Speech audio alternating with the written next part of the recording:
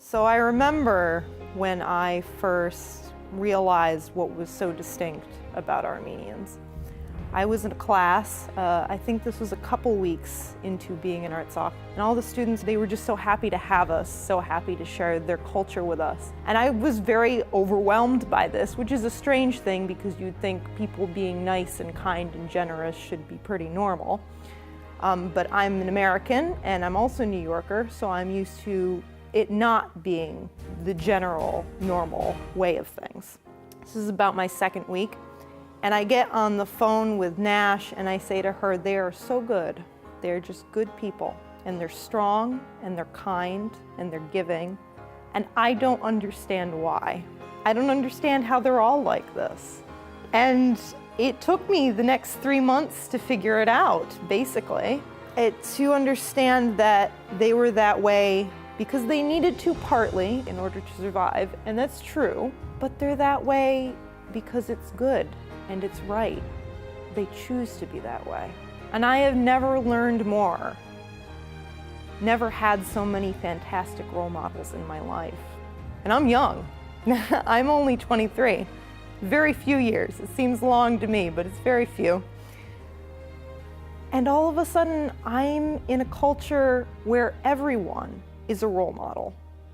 Everyone is good and strong and kind and generous.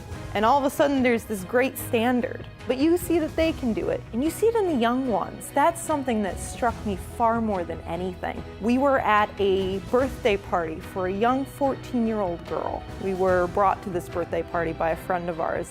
The father of the daughter, he was someone working with us on the program.